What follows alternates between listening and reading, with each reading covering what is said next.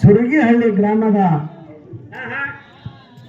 ಹನುಮಂತ ದೇವರ ಜಾತ್ರಾ ನಿಮಿತ್ತವಾಗಿ ಕೂಡಿರ್ತಕ್ಕಂಥ ಹೌದು ಎಲ್ಲ ಧರ್ಮದ ಎಲ್ಲ ಅಭಿಮಾನಿಗಳಿಗಾದರೂ ಕೂಡ ಮತ್ತೊಮ್ಮೆ ಮಗದೊಮ್ಮೆ ಶರಣಾರ್ಥಿಗಳನ್ನ ಅರ್ಪಿಸುತ್ತಾ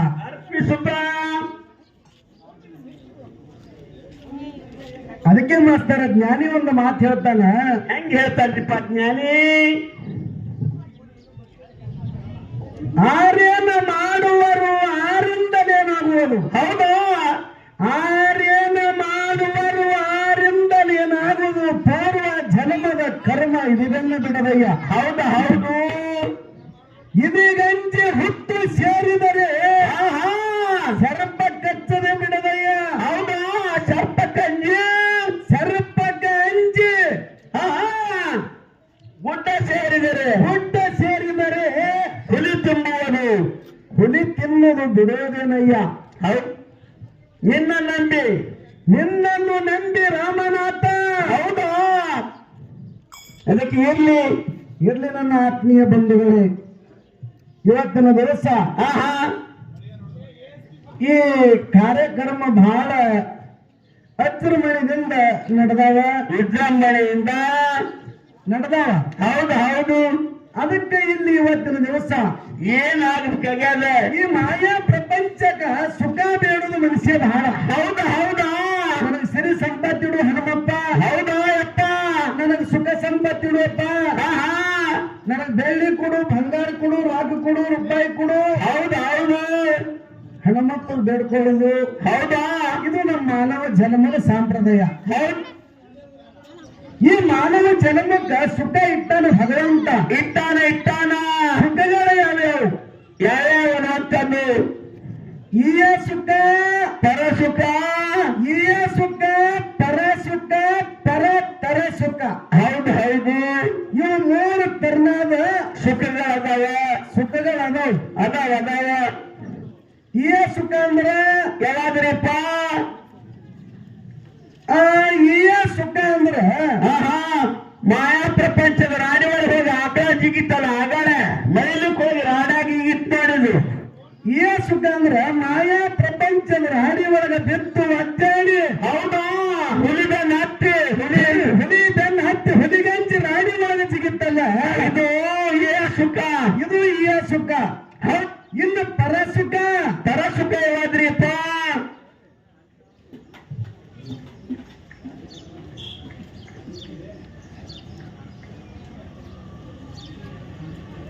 ಇನ್ನು ಪರಸುಖ ಅಂತ ಹೇಳ್ತಾನ ಜ್ಞಾನಿ. ಅದು ಹೆಂಗ್ರಿಪ್ಪ? ಇವತ್ತಿನ ದಿವಸ ಒಬ್ಬರ ಮನೆಯೊಳಗೆ ಉಳ್ಳಾಕ ರೊಟ್ಟಿ ಇರ್ಲಿಲ್ಲ ಅಂದ್ರೆ, ಹೌದಾ, ಉಪವಾಸ ಕೂತಿದ್ರಂದ್ರೆ ಅವ್ರ ಮನೆಯೊಳಗೆ ಒಯ್ದೊಂದು ಸಲಿಗೆ ಜೋಳ ಕೊಟ್ಟು ನುಚ್ಚು ಮಾಡಿ ಉಳಿಸ್ತಾರಲ್ಲ, ಇದು ಪರಸುಖ ಅಂತ ಹೇಳ್ತಾನ. ಹೌದು ಹೌದು, ಪರರ ಆತ್ಮ ಶಾಂತಿ ಮಾಡೋದು ಪರಸುಖ, ಉಳಿಸಿದ್ರ ಅಷ್ಟೇ ಅಲ್ಲ. ಇನ್ನು ಪರತರ ಸುಖ ಅಂತ ಹೇಳ್ತಾನ ಜ್ಞಾನಿ. ಇದು ಹೆಂಗ್ ಹೇಳ್ತಾನ? ಪರತರ ಪರಾತರ ಸುಖ. ಇವತ್ತಿನ ದಿವಸ ಕ್ಷೇತ್ರೀಯ ಬ್ರಹ್ಮನಿಷ್ಠ ಸದ್ಗುರುವನ್ನು ನಾವು ಮಾಡ್ಕೊಂಡೇಪ್ಪ ಅಂತಂದ್ರೆ ಏನಾಗ್ತದ? ತಾನೇ ತಾನು ಆದ್ಮೇಲೆ ಆ ಸುಖ ಸಿಗುತ್ತದ. ಹೊರತಾಗಿ ಈ ಸುಖಕ್ಕೆ ಬೇರೆ ಹತ್ತಬಾರದು. ಹುಡುಗಾಗಿ ಸಿಗಿಬಿದ್ದಂಗ ಆಗ್ತದ. ಇದು ಹುಡುಗಾಗಿ ಸಿಗಿಬಿದ್ದಂಗ ಆಗ್ತೇನು ಅಂತ ಮಾತನ್ನು ಹೇಳಿ ಇನ್ನ ಹೆಂಗ್ರಿಪ್ಪ? ನಮ್ಮ ಸರಜೋಡಿ ಕಲಾವಂತರು ಮಾಸ್ತರ್ ಅವರು ಮಾತಾಡಿದ್ರು. ಹೆಂಗ್ ಮಾತಾಡಿದ್ರಿಪ್ಪ? ಭಂಡಾರ ಒಯ್ದು ವಿಭೂತಿ, ಭಂಡಾರದಿಂದ ವಿಭೂತಿ ಆಗ್ಯದ, ವಿಭೂತಿದಿಂದ ಭಂಡಾರನೂ ಆಗ್ಯದ ಮಾತಾಡ್ಯಾರ. ವಿಭೂತಿ ಒಂದು ಭಂಡಾರ ಒಂದು ವಿಭೂತಿ. ಇದು ಅದೇ ಹೇಳಿ ದೈವಕ್ಕ ಹೇಳಿ ಹೋಗ್ಯಾರ್ರಿ. ಹೇಳ್ಯಾರ ಸಭಾಗ ಹೇಳಿದ ಮಾತು ಸತ್ಯ ಅದ. ಯಾಕ್ರಿ ಹೇಳ್ಯಾರಲ್ರಿ? ಹೇಳ್ಯಾರ. ಅದಕ್ಕ ಇಲ್ಲಿ ನನಗೆ ಸಂಶಯ ಬರ್ತದ. ಹೆಂಗ್ರಿಪ್ಪ ಸಂಶಯ? ಏನ್ ಇತ್ತಂಡವಾದ ಇದ್ರಾಗ ಮಾಡ್ಬೇಕಿತ್ತೀರೇನ? ಇತ್ತಂಡವಾದನ ಇದ್ರಾಗ ಇಡ್ಬೇಕು ಅನ್ನೋದು ನನಗೆ ಹಂಬಲ ಅದ. ಹೆಂಗ್ರಿಪ್ಪ ನಿಮ್ ಹಂಬಲ? ಭಂಡಾರ ಶ್ರೇಷ್ಠ, ಏನು ವಿಭೂತಿ ಶ್ರೇಷ್ಠ. ವಿಭೂತಿ ಮೊದಲು ಹೆಂಗ್ ಹುಟ್ಟು, ಭಂಡಾರ ಮೊದಲು ಹೆಂಗ್ ಹುಟ್ಟು. ವಿಭೂತಿ ಹಚ್ಕೊಂಡು ಯಾರು ಮುಕ್ತನಾದ್ರು, ಭಂಡಾರ ಹಚ್ಕೊಂಡು ಯಾರು ಮುಕ್ತನಾದ್ರು ಅಂತ ವಿಷಯ ಅದ. ಈ ವಿಷಯ ಐತಿ ಆದ್ರೆ ದೈವಕ್ಕೆ ನಾವು ಕರೆದ ವಿಷಯ ಹಿಡಿಸ್ಕೋಬೇಕಾಗಿತ್ತು ಮೊದಲಿಗೆ. ಹೌದು ಹೌದು ಹೌದು, ಅಡಾಡಿ ಮಾಡೋರಿ, ಅಡಾಡಿ ಮಾಡಿದೆವು, ನಾವು ಅಡಾಡಿನೇ ಮಾಡಿದೆವು, ಅವರು ಅಡಾಡಿನೇ ಮಾಡಿದ್ರು. ನಡೆಯುವುದರಿಗೆ ಎಡುವುದು ಸಹಜ ಅದ. ಕಮಿಟಿ ಅವರು ಬಂದು ಒಂದು ವಿಷಯ ಇಟ್ಟು ಹೋಗಿದ್ರಂದ್ರೆ ಆ ಗಾಳಿಗೆ ಬೀಳ್ತಿತ್ತು, ಅವರೇ ಹಿಡ್ಕೊಂಡು ನಾವು ಹಿಡ್ಕೊಂಡು ಬೆಳೆಸ್ಕೊಟ್ಟು ಹೋಗ್ತಿದ್ದೆವು. ಇರ್ಲಿ ನೀವೇ ಗುಡ್ಡಾಡುದದ, ಈಗ ನಾವೇ ಗುಡ್ಡಾಡು, ನಮ್ ಕಡೆ ತಪ್ಪಾಗ್ಯದ. ಹೌದು ಹೌದು. ಎಲ್ಲಿ ನನ್ನ ಆತ್ಮೀಯ ಬಂಧುಗಳೇ, ಭಂಡಾರ ಮತ್ತು ವಿಭೂತಿ ಅನ್ನುವಂತ ನಿಟ್ಟಿನ ಯಾವಾಗ ನಿಮ್ಮ ಮನಸ್ಸಿಗೆ ಬರ್ತದೆ ಅದು ಹಿಡ್ಕೊಂಡು ಸರಿಯಾಗಿ ಸುರಗೊಳ್ಳಿ ಊರಂದ್ರೆ ಅಧ್ಯಾತ್ಮದ ಊರ. ಹೌದು. ಇಲ್ಲಿ ಸುರಗೊಳ್ಳಿ ಅನ್ನುವಂತ ಊರು ಹೆಂಗಪ್ಪ ಅಂತ ಕೇಳಿದ್ರೆ ಹೆಂಗ್ರಿಪ್ಪ? ಈ ಊರೊಳಗ 2 ಮುತ್ತುಗಳು ಹುಟ್ಟಾವ. ಹೌದು ಹೌದು. ಇವು 2 ಮುತ್ತಿನದಿಂದ ಜಗತ್ತದೊಳಗೆ ಸುರಗೇಳಿ ಎಲ್ಲರಿಗೂ ಗೊತ್ತದ. ಜೇರಿವಿ 2 ಮುತ್ತು ನಿಮ್ಮ ಊರ ಹುಡ್ಲಿಕ್ಕಂದ್ರೆ ದೀಪ ಹಚ್ಚಿದ್ರು ಈ ಊರು ಸಿಗ್ತಿದ್ದಿಲ್ಲ.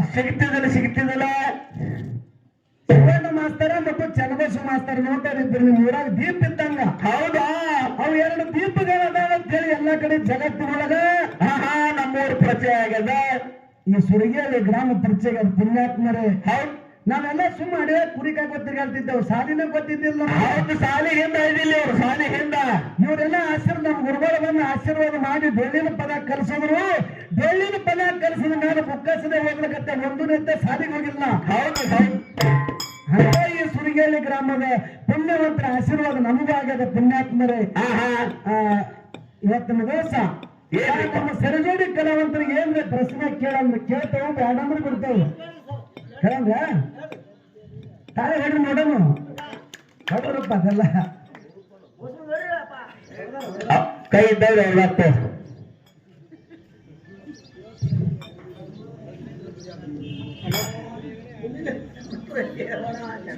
ಅದಕ್ಕೆ ಇವತ್ತಿನ ದಿವಸ ಯಾಕಂದ್ರೆ ಅಧ್ಯಾತ್ಮದೊಳಗೆ ಶಾಣ್ಯರು ಅದಾರ ಮತ್ತು ಪುರಾಣ ಪಂಡಿತರು ಅದಾರ. ಹೌದಾ?